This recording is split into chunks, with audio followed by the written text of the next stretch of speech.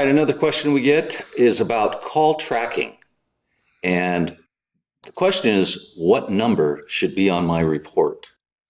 Well, there's lots of numbers on a call tracking report. So the first thing, let's start at the very beginning. Number one, if you're doing anything to promote your practice that costs more than 10% of your annual budget, it should have a tracking number on it. That's number one. Yeah. When that phone number is dialed,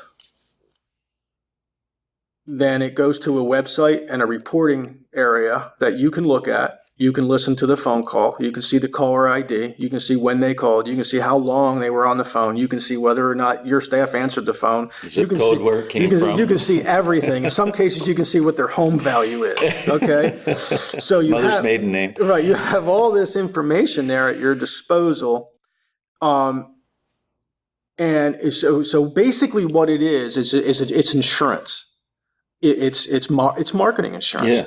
Is my marketing working? It's a mystery in 99.9% of dental offices. Am I wasting my money? Wasting my money?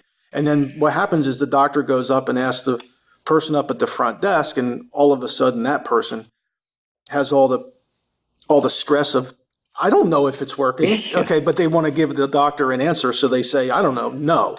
And then the doctor goes and does something else. Well, you don't, with call tracking, you don't have to do that. And it depends on what you're using it for.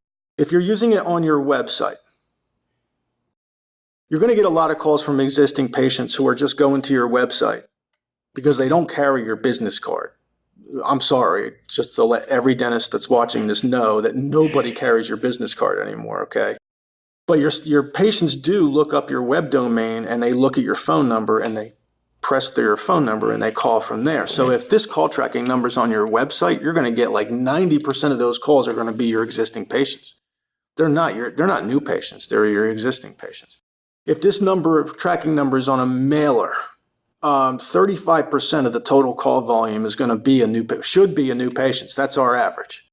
So if you're under that, you're below our average. Mm-hmm. Okay, so now why could that be?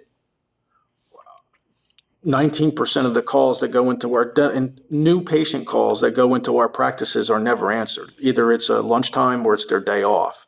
So that's the first place we would look, is just say, well, answer your phone. Yeah. Okay. Increase your marketing punch by 20% by answering your phone. Just answer your phone. Right. That's all you got to do.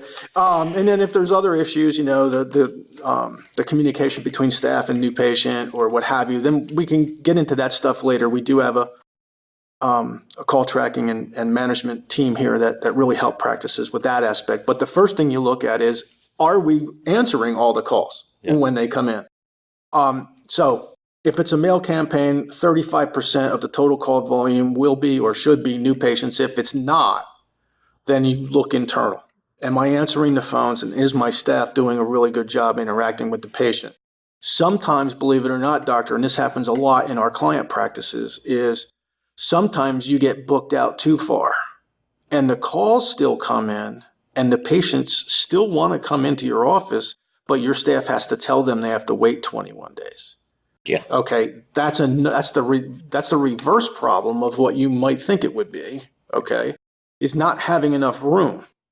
And we can go into steps for you, not in this video, but we can go through steps with you about blocking the schedule for new patients and making sure you always can get them in within 2 or 3 days and so on and so forth. Yeah. But